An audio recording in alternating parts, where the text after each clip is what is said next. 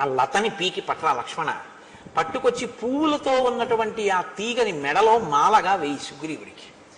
ఇప్పుడు ఈ గజపుష్పలత ఉన్నటువంటి వాడు సుగ్రీవుడు, అది లేనివాడు వాలి. నాకు గుర్తు తెలుస్తుంది. ఇప్పుడు వాలిని సంహరిస్తాను, కాబట్టి నువ్వు మళ్ళీ వెళ్ళి ఇప్పుడు పిలు మీ అన్నయ్యని యుద్ధానికి, నీకేమీ ప్రమాదం రాదు.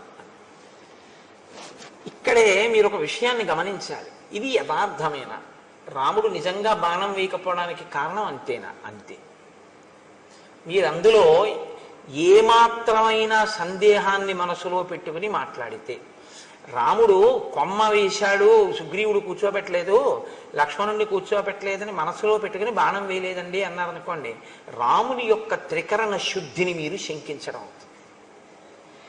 మరి రాముడు బాణం వెయ్యడానికి వీలు లేనంతగా వాలి సుగ్రీవులు ఒక్కలా కనపడి రాముడు బాణం వెయ్యలేని స్థితి ఎందుకు వచ్చింది? సుగ్రీవుడి పాపమే అలా చేసింది. ఏమిటా పాపం?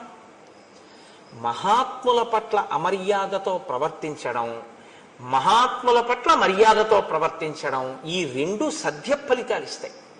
మీరు ఒక పాపకర్మ చేసి ఉన్నారనుకోండి, మీరంటే మనం ఒక పాపకర్మ చేసామనుకోండి, అది ఎప్పుడో ఫలితాన్ని ఇస్తుంది.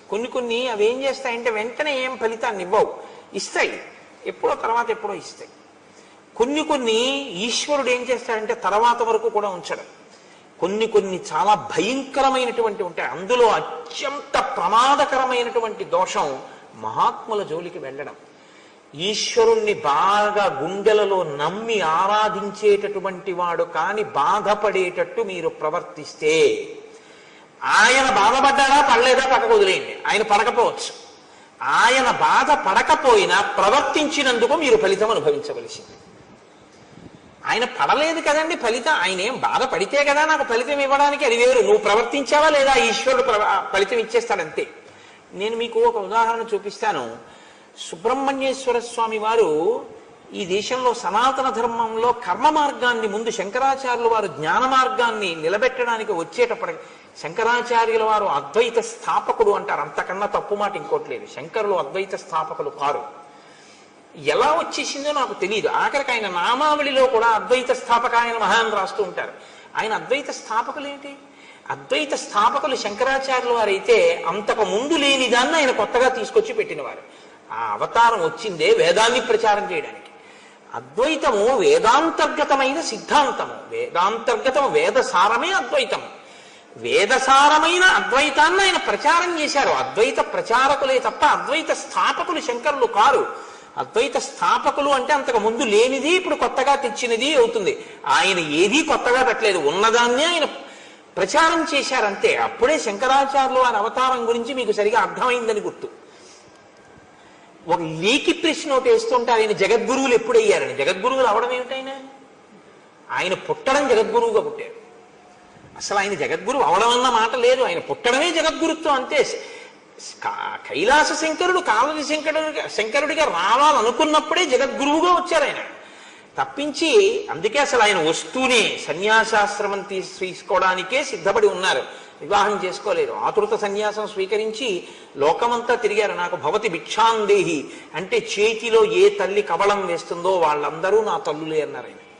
అమ్మా, నేను నీ దగ్గర ఉంటే నువ్వు ఒకటివే తల్లివి. నేను దేశమంతా తిరిగితే నాకు ఆకలేసి ఏ ఇంటి ముందుకెళ్ళి అన్నం అడిగితే నా చేతిలో అన్నం పెట్టిన తల్లులందరూ నాకు తల్లులే, కాబట్టి నేను సన్యాసం స్వీకరిస్తా అన్నారు. ఆయన ఎప్పుడో జగద్గురువు, పుట్టుకతోనే జగద్గురు. ఆయన ఒకప్పుడు జగద్గురువు అవడం, ఒక జగద్గురువు అవకపూర్వం అలా ఏముండవు శంకరాచార్యుల వారి అవతారంలో. అది తెలుసుకుని మాట్లాడాలి చెప్పేటప్పుడు. కాబట్టి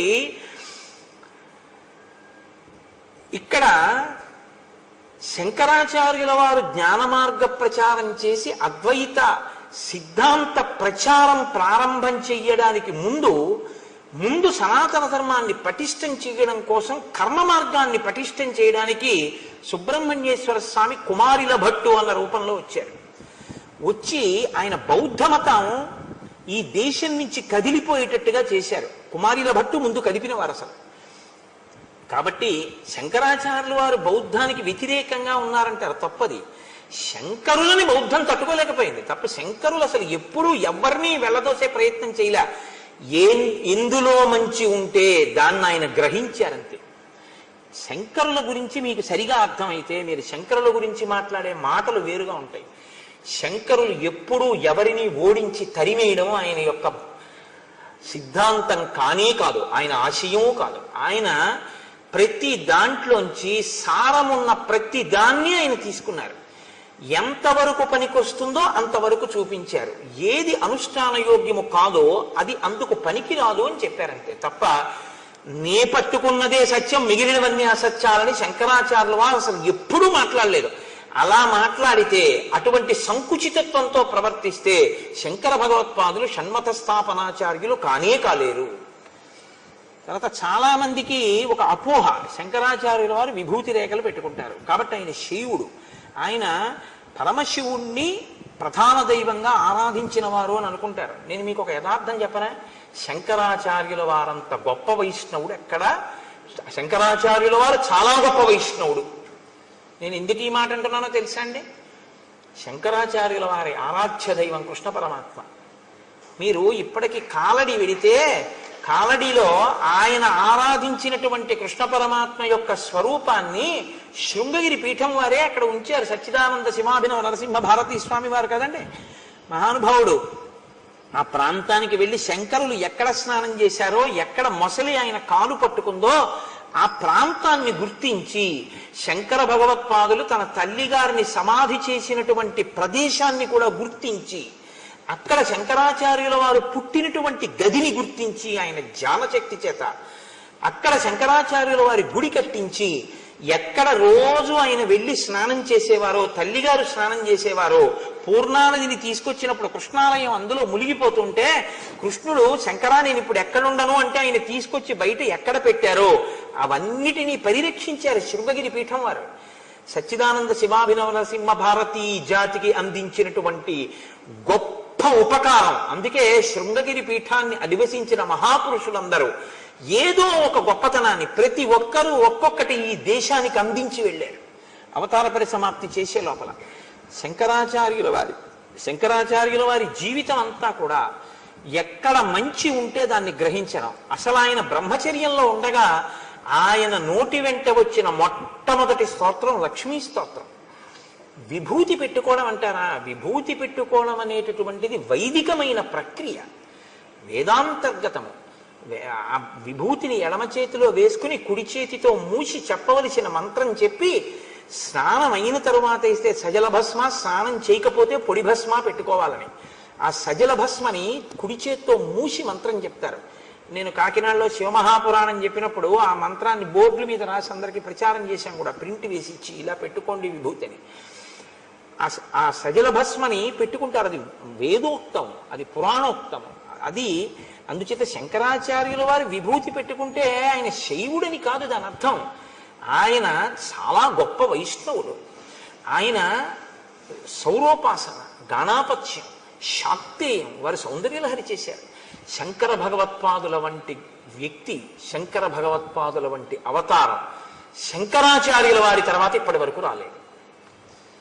నా భూతో నా భవిష్యతి అని నేను అన్నాను. ఎందుకో తెలుసా, అలాంటి అవతారం మళ్ళీ రావాలని కోరుకోవాలి మనందరం. కాబట్టి నా భవిష్యతి అన్నమాట నేను అన్నాను.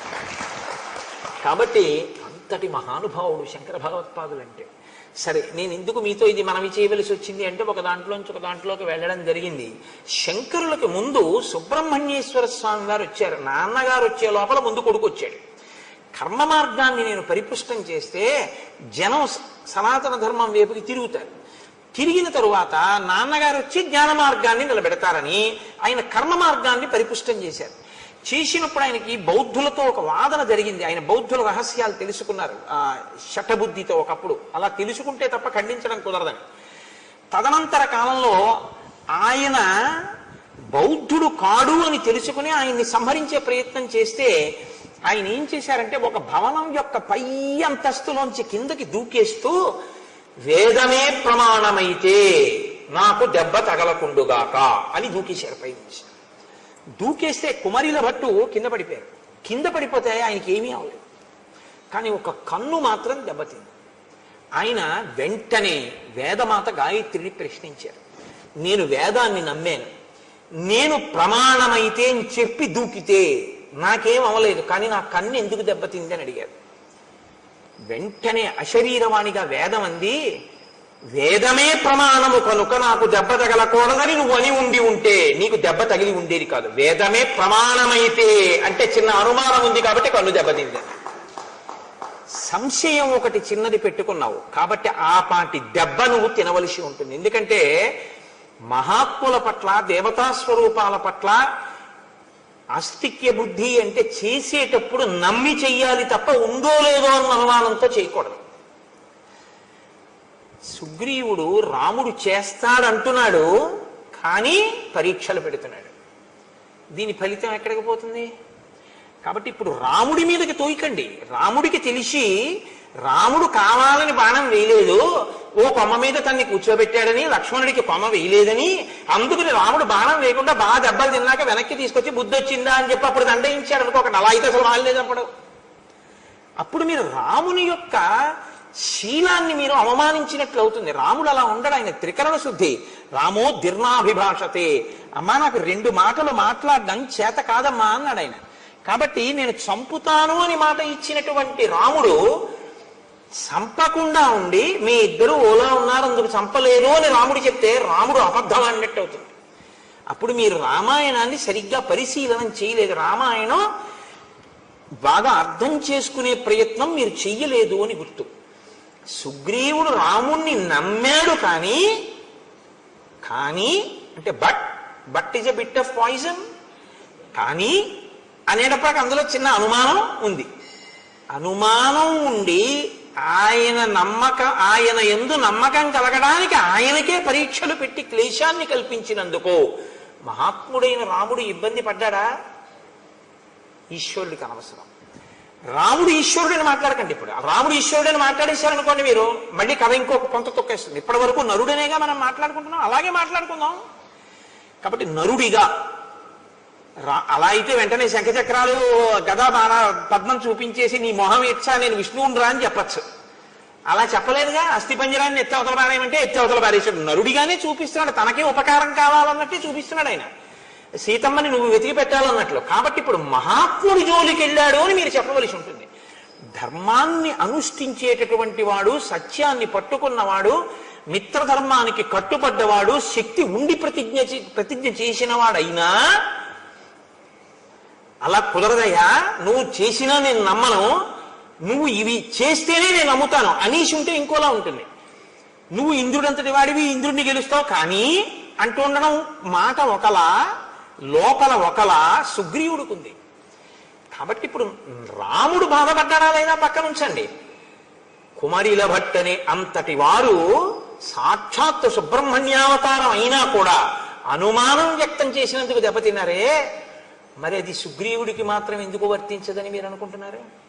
అంత పెద్ద రక్షణ ఉంటుంది కానీ ఆ రక్షణ పొందడానికి ముందు చేసిన పాపం కడిగేసుకోవాలి. ఇది పోవాలి. ఇది కడగడానికి ఈశ్వరుడు రామునికి ఇద్దరూ ఒక్కలా ఉండి బాణం వెయ్యలేనటువంటి పరిస్థితి ఉత్పన్నమవుతోంది. కాసేపు బాణం వేయకుండా ఉండడమే మంచిదన్న బుద్ధిని ప్రచోదనం చేశాడు. అప్పుడే రామాయణాన్ని రామాయణంగా మీరు అర్థం చేసుకున్నట్టు అవుతుంది. ఇప్పుడు రాముడి దోషం ఏముంది? ఆయన అదే చెప్పాడు, మీ ఇద్దరూ అశ్విని దేవతల్లో ఉన్నారు, ఒక్క బాణం సరే వేసేద్దాం, ఏమైతే అయింది. అది వేసేయడానికి అది మామూలు బాణం కాదు, ప్రాణాలు ఉగ్గడించేస్తుంది. నువ్వు చచ్చిపోతే ఇక నా జీవితం వ్యర్థం. ఎందుకంటే నేను ధర్మం తప్పలేదన్నాడే. నేను ఎప్పుడు ధర్మం తప్పలేదు. మిత్రుణ్ణి చంపేసి మాట ఇచ్చి నిన్ను కాపాడతాను అని అగ్నిసాక్షిగా నేను నీతో స్నేహం చేసి ఎవరెవరో గుర్తుపట్టలేకపోతున్నాను అని తెలిసి కూడా బాణం వేసేనా?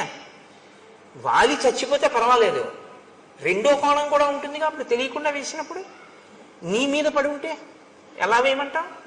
అందుకు వెయ్యలేదన్నాడు. ఇప్పుడు ఎక్కడ రాముడి దోషం ఉంది నాకు చెప్పండి. ఎందుకు రాముడి మీదకి పెట్టి చూస్తారు మీరు? ఇంకొకలా చూడండి.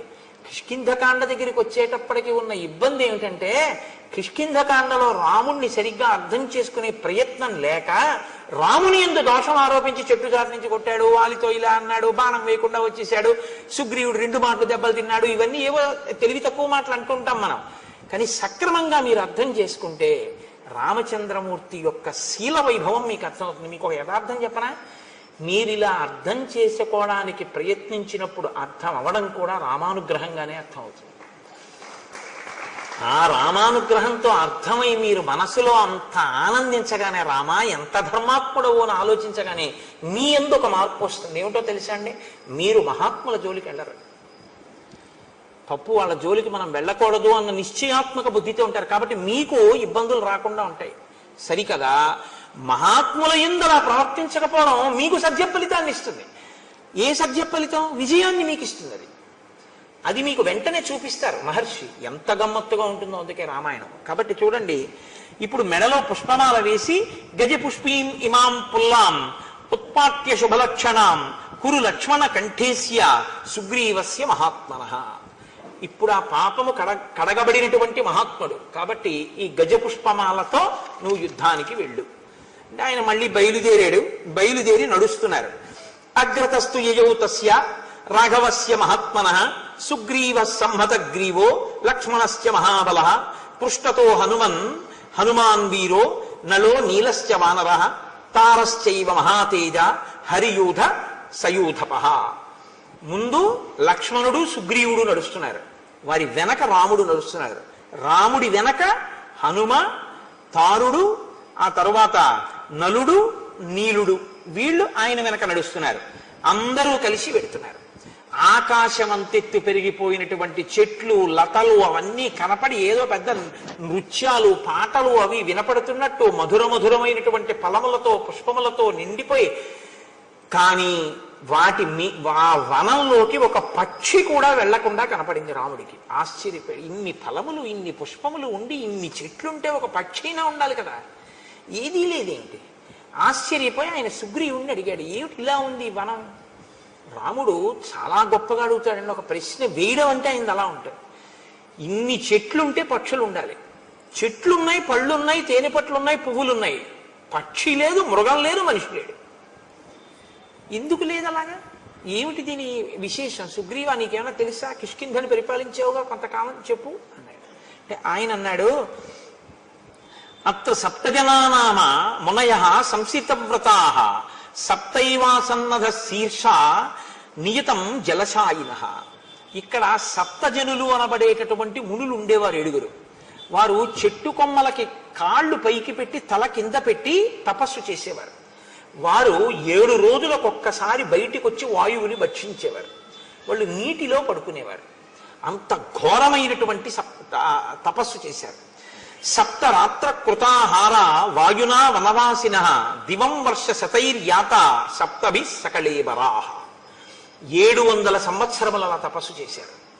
తపస్సు చేశాక వాళ్ళు సశరీరంగా స్వర్గానికి వెళ్ళిపోయారు. వారు ఇప్పటికీ అప్సరసలతో కలిసి ఈ వనంలోకి వచ్చి క్రీడిస్తూ ఉంటారు. అప్పుడు ఇక్కడ గొప్ప గొప్ప నాట్యములు, కాలి అందెల రవళులు, సంగీత ధ్వనులు వినపడుతుంటాయి. ఆ మహామునులు సంచరించిన ప్రాంతం కనుక అందులోకి పక్షులు, మృగములు ఏవి కూడా, ఇందులోకి ఆఖరికి ఇంద్రాది దేవతలు కూడా ప్రవేశించలేరు. ఒకవేళ ఎవరైనా అంత తపశ్శక్తితో కూడినటువంటి ఆ ప్రాంతంలోకి వెడితే, అంత తేజోవంతమైన భూమి యందు అడుగిడితే ఆ తేజస్సుని తట్టుకోలేవు. కాబట్టి యువతల ప్రాణులు వెంటనే చనిపోతారు. కాబట్టి రామ, పక్షులు కాని మృగములు కాని ఏవి ఆ వనంలోకి వెళ్ళవు. అంత గొప్పది. రామ, ఇక్కడ ఒక విషయం చెప్పాలి నేను అని కురు ప్రణామం ధర్మాత్మన్ తాన్ సముద్దిశ్య రాఘవ లక్ష్మణేన సహ భ్రాత్ర ప్రయత సంయతాంజలి. రామ, ఒక్కసారి ఇక్కడ ఆగి ఆ వనం వంక తిరిగి లక్ష్మణ సహితుడవై ఒక నమస్కారం చేయి. ఎందుకు చేయాలి? ప్రణమంతి హియే తేషాం మునీనాం భావితాత్మనాం న తేషాం అశుభం కించిత్ శరీరే రామదృశ్యతే. ఈ సప్త జనులు అనబడేటటువంటి వాళ్ళు తపస్సు చేసినటువంటి వనం వంక తిరిగి ఎవరు నమస్కారం చేస్తారో వాళ్ళకి రోగాలు రావు, వాళ్ళు అనుగ్రహిస్తారు. పైగా వారికి ఉత్తర క్షణంలో విజయం కలుగుతుంది. ఎవరు చెప్తున్నారు ఈ మాట? సుగ్రీవుడు చెప్తున్నాడు. అంటే ఒక కార్యం మీద వెళ్ళేటప్పుడు మహాత్ములు ఉండి వెళ్ళిన భూమికి నమస్కరించినా సరే వాళ్ళని తలుచుకుని విజయం కలుగుతుంది. శరీరానికి అనారోగ్యం కూడా రాదు. మహాత్ములకి నమస్కారం చేస్తే ఈ సజ్జ ఫలితం ఉంటే, మహాత్ముల పట్ల ఇంకొకలా ప్రవర్తిస్తే దానికి ఫలితం ఉంటుందా ఉండదా? సజ్జ ఫలితం వెనకదా ఫలితం, ఇప్పుడు ఈ ఫలితం. అంటే వారి మరణిస్తారని గుర్తు. సుగ్రీవుడి మనోరథం ఈడేరుతుందని గుర్తు. మీరు అందుకే కిష్కింధకాండ చాలా జాగ్రత్తగా గమనించవలసి ఉంటుంది.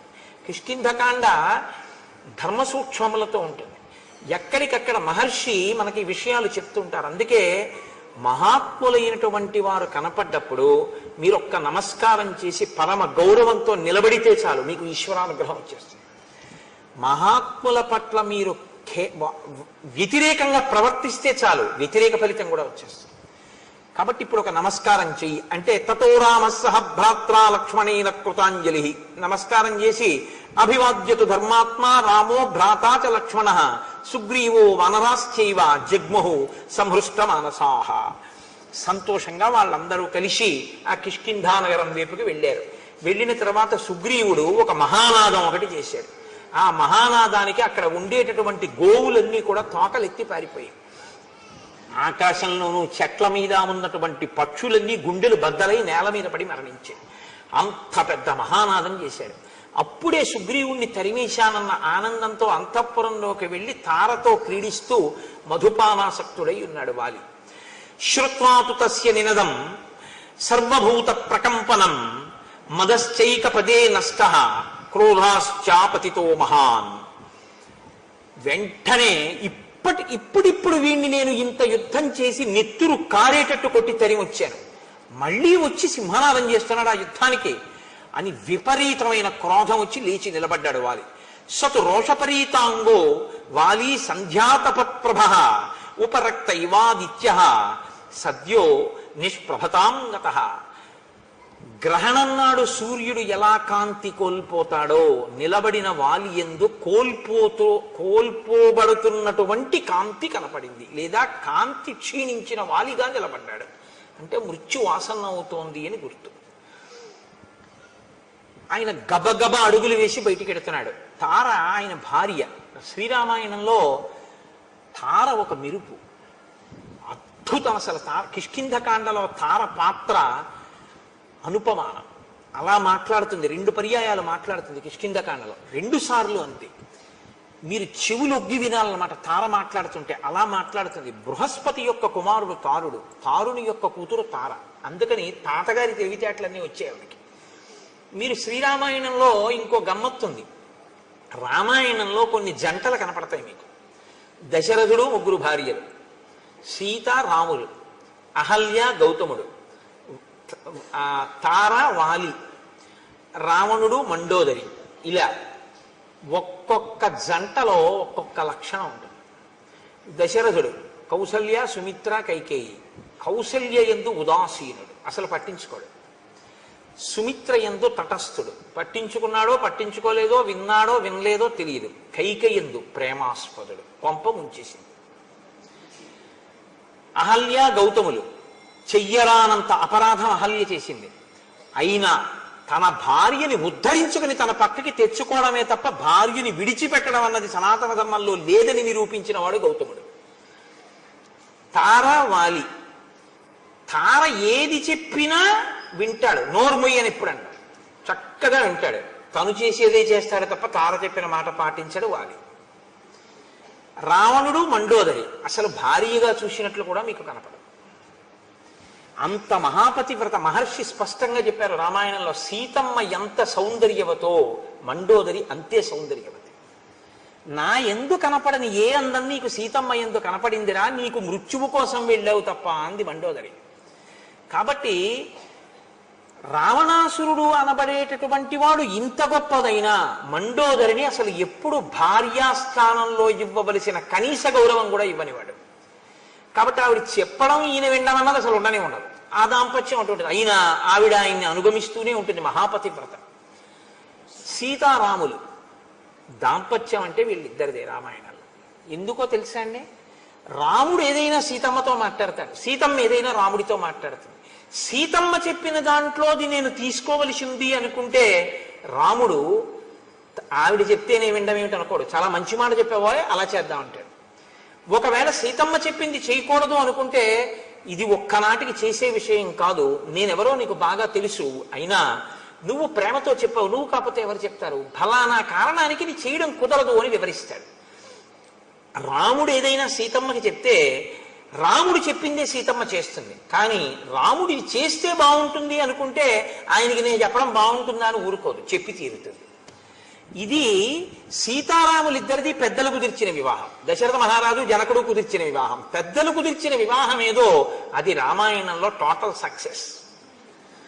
వాళ్ళిద్దరూ అంత ఆదర్శవంతమైనటువంటి జీవితాన్ని గడిపారు. కాబట్టి మనం బతికితే సీతారాముల్లా బతకాలి. దాంపత్యంలో భార్యాభర్త ఎలా ఉండాలి అన్నది రామాయణంలో మీరు శ్రీరామాయణము దాంపత్యము చదివారు అనుకోండి. నేను మీతో అన్నానుగా, రామాయణాన్ని ఒక్కసారి చదవకండి, రామాయణాన్ని అనేక కళ్ళజోళ్ళు పెట్టుకు చదవ. అనేక కళ్ళజోళ్ళు అంటే నా ఉద్దేశం రామాయణము ధర్మశాస్త్రము, రామాయణము జ్యోతిష శాస్త్రము, రామాయణము శకున శాస్త్రము, రామాయణము పరిపాలనా శాస్త్రము, రామాయణము బంధుప్రీతి, రామాయణము ధర్మశాస్త్రము, రామాయణము ఇదిగో దాంపత్య జీవనము. ఇలా మీరు ఎలా కావాలనుకుంటే అలా రామాయణాన్ని చూడొచ్చు. వెంటనే మీకు రామాయణం నుంచి వచ్చేస్తుంది అంతే సారం. మీరు ఎలా ఉండాలో రామాయణం చెప్పేస్తుంది. అందుకే రామాయణం వేదోపబ్రహ్మణం. రామాయణం చెప్పండి లోకంలో ఏమీ ఉండదు, అన్నీ చెప్తుంది రామాయణం. కానీ రామాయణాన్ని మీరు చెప్పాలి, రామాయణాన్నే మీరు చదవాలి, రామాయణాలు చెప్పకూడదు. వాల్మీకి రామాయణాన్నే చదువుకోండి. అంటే మిగిలినవి చదవద్దని కాదు, చదివి సంతోషించండి. వాల్మీకి మహర్షికి ప్రత్యక్షంగా ఆచమనం చేస్తే ఏది కనపడి సత్యమై రచింపబడిందో అది వాల్మీకి రామాయణం ఒకటి. మిగిలినవి అనుభవింపబడి రచింపబడినటువంటి రామాయణాలు. కాబట్టి లోకంలో అందుకే ఓ మాట వచ్చిన ఏదో రామాయణం చెప్పి వెళ్ళాడా అంటే ఏది చెప్పినా రామాయణంలోంచి తప్ప చెప్పడానికి ఇంకో చోటు నుంచి ఉండదు. కాబట్టి ఇప్పుడు ఆ తార వెడుతున్నటువంటి వాలిని ఆపంది. వాలి దంస్ట్రా కరాళస్తు క్రోధా దీప్తాగ్ని సన్నిభ భాక్యుత్పతిత పద్మాభ సంమృణాల ఇవ హ్రద. ఆ వెడుతున్నటువంటి ఆ వాలిని ఆపి తార అంటుంది, నీవు తొందరపడి మళ్ళీ ఇప్పుడిప్పుడే ఏ సుగ్రీవుణ్ణి పిడికిటి పోట్లు పడిచి నెత్తురు కారేటట్టు కొట్టావో ఆ సుగ్రీవుడి మీద యుద్ధానికి నువ్వు మళ్ళీ వెడుతున్నావు. కానీ సాధుక్రోధమిమం వీర నదీవేగమివాగతం శయానాద్దుదిత కాల్యం త్యజ భుక్తామివస్రయం. ఒక పురుషుడు రాత్రి పడుకోబోయే ముందు, నిద్రలోకి వెళ్ళడానికి ముందు మెడలో ఒక పుష్పహారం వేసుకుని పడుకుంటాడు. అంటే అదేంటంటే అలా కూడా వేసుకుంటారా అంటే అలా వేసుకుంటారు రంధానికి. ఇప్పుడు మనం అంటే అంతంత డబ్బులు అంతంత పూలదండలు అవన్నీ ఇప్పుడు అదోలా చూస్తారు అలా వేసుకుంటే. కానీ అలా వేసుకుని పడుకునేవారు పూర్వం. కాబట్టి పూలహారం వేసుకుని నిద్రించినటువంటి పురుషుడు మరునాడు నిద్ర లేవగానే నలిగిపోయిన పుష్పహారాన్ని తీసి ఎలా పక్కన పడేసి బయటికి వస్తాడో అలా నీలో జనించినటువంటి కోపాన్ని ఉత్తర క్షణం విడిచిపెట్టేసేయి. నదీ ప్రవాహంలా వస్తోంది నీకు కోపం, ముంచెత్తుతోంది నేను. ఆ ముంచెత్తుతున్న ప్రవాహాన్ని పురుషుడు దండ వేసుకుని రాత్రి పడుకున్నవాడు ఉదయం విడిచిపెట్టినట్టు ఆ క్రోధాన్ని నువ్వు విడిచిపెట్టు. నేను చెప్పిన మాట విన. సహసాతవ నిష్క్రామో మమ తావన్న రోచతే శ్రూయతాం చాభిదాస్యామి ఎన్నిమిత్తం నివార్యసే.